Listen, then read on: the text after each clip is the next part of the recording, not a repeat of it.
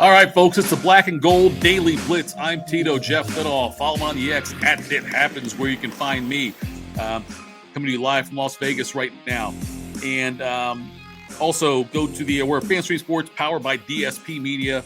You can go download our free app on Apple and Android both. Download the app, the around-the-clock program. We got so many different great hosts and great shows from all over the country. The Scott Hamilton Show just recently debuted. That's a great listen.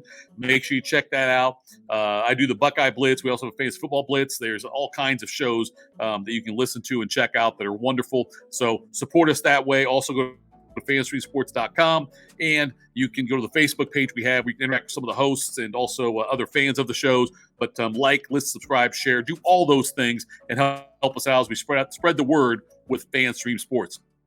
Okay, so I'm doing this on Sunday evening, pretty late, and that's okay because Monday night is when the Steelers are in action hosting the Browns in Pittsburgh. Can't wait for that. I'm going to that game straight from Vegas. And you might see me in the end zone. I'm in the first row of one of the end zones, and I'll be wearing an obnoxious Hawaiian Steelers shirt. So check that out. And that's the Monday night game, part of the second Monday night game. It's a doubleheader. Not really a doubleheader. It's two games, though. It's not like back-to-back, but one starts at 7:15, I think, Eastern time. 7 o'clock Eastern, 8 o'clock Eastern, something like that. But the Steelers game with the Browns is a huge game. So we'll talk briefly about the 49ers loss and and that'll kind of bleed into with why this game is so important coming up on Monday night.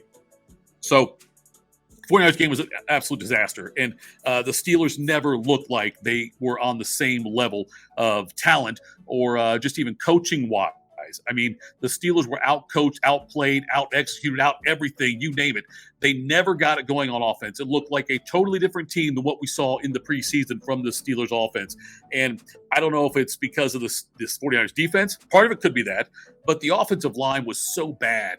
And the play calling was just awful also. And I'll get to Matt Canada in just a second. But and then defensively, the Steelers had no answer for Christian McCaffrey or the 49ers. Now, to be fair, the Rams on this just today did not have an answer for Christian McCaffrey, although they kept it very close with the 49ers, much closer than the Steelers did. When the Steelers were at home, Rams were also at home, but they both got steamrolled by the 49ers. So defensively, Cam Hayward being out is going to be a big loss for them. But, I mean, for them to give up 40 points to the 49ers and a 40-7 loss at home is just it's embarrassing for the team. And now we'll talk about why it's so important going forward and why this Browns game is so important.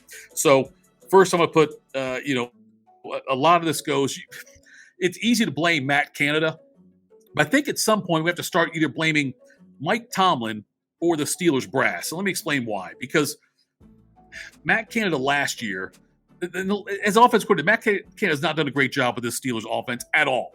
And I was surprised they brought him back for another year. And I guess it's because, one, there's a stability in the Steelers organization which is one of the things I admire, the fact that in my lifetime, I'm 52 years old, there's been 3 Steelers coaches.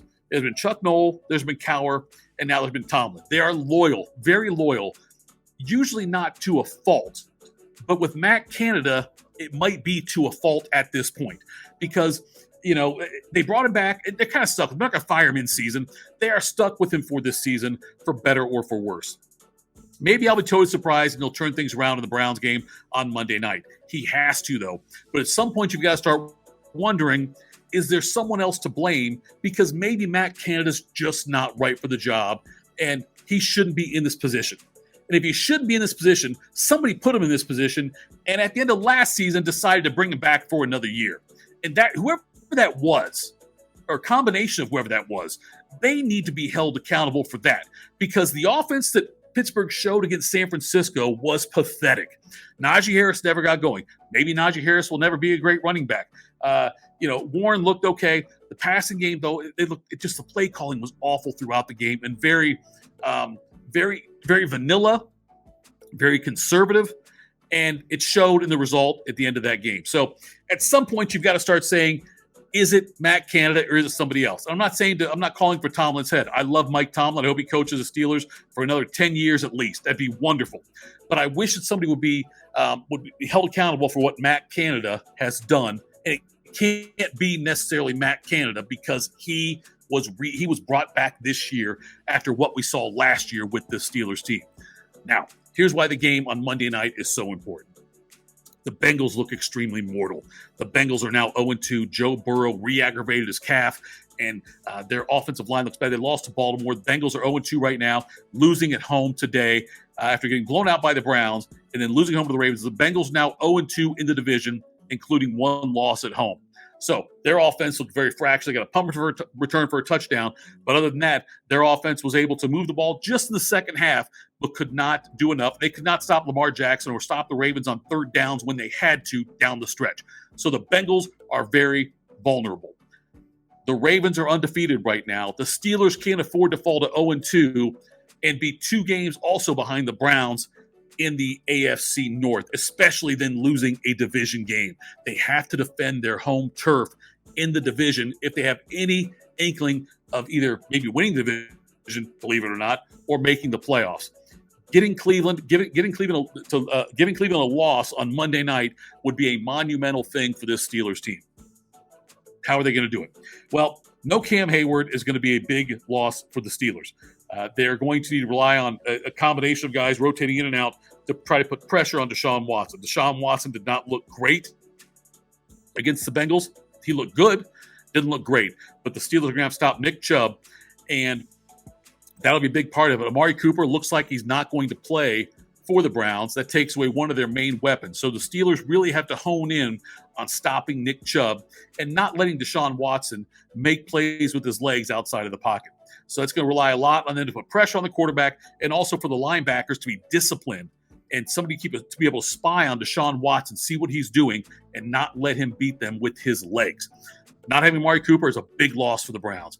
Cam Hayward not playing for the Steelers, a big loss. Also, Deontay Johnson, his injury, another loss. Makes the Allen Robinson signing, by the way, or the trade for Allen Robinson, much more important now because they're going to have to rely on him quite a bit in this game against the Browns. The Browns defensively, an amazing, they're going to really test that Steelers offensive line.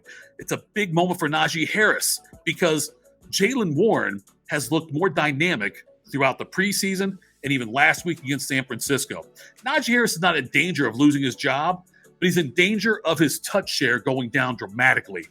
If Warren continues to be the more dynamic back who gives him a better chance to advance the ball downfield and a better chance for a big play, Najee Harris and the offensive line for the Steelers need to have really strong games against Cleveland for the Steelers to have a chance. They also need to open up that playbook more. I talked already about Matt Canada, what he's, how I think he's holding back the offense too much.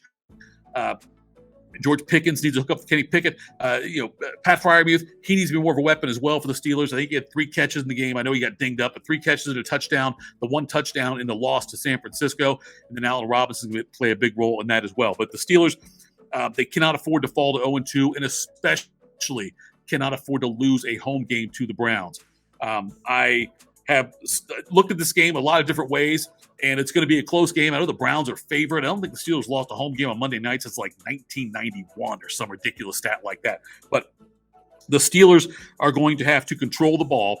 They can't have a bunch of 3-and-out quick plays, a quick series like that. They've got to be able to control the ball, establish the run early, establish the run to open up the passing lanes then for a chance for the Steelers to make some big plays. They've got to take shots downfield as well. The Browns defense is solid, but it's not perfect. It is certainly vulnerable in certain spots. I think that if they can give Pickett time to throw, if first they open it up with the run game and have success with that, if Harris can get going and start chewing up clock, keep that Browns defense on the field and make them stay on the field for long periods of time, the Steelers can wear them down.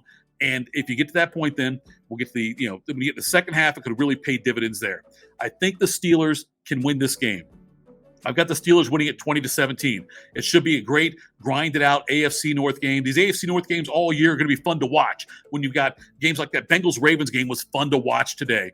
And when the Steelers meet with the Ravens, and whenever these teams play each other, outside of last week with the Browns and Bengals, the Browns dominated that. But for the most part, these should be great games, fun, in the trenches kind of games in the AFC North, and whichever defense and offensive line, whichever one wins the trenches battle, most games is going to win the games in these interdivision contests. So should be a lot of fun on Monday night. God, I hope we have a lot to talk about on Tuesday that's in a positive light because the Steelers, like I said, this is a huge game for them. They need this win at home against Cleveland and get to 1-1, stay a game behind Baltimore, and be undefeated in the division through 2 weeks, which might not mean much to you, but if you can get the Browns to 1-1 and the Bengals 0-2 in the division, that makes a big difference. So that's it for the Black and Gold Daily Blitz. Thanks so much for tuning in. Again, live from Las Vegas. We'll do it again, though, after this Steelers game with the Browns. You can download the app, FanStream Sports app, Apple and Android, fanstreamsports.com. Go check all that out. Like, listen, subscribe. Thanks so much. We'll talk to you soon.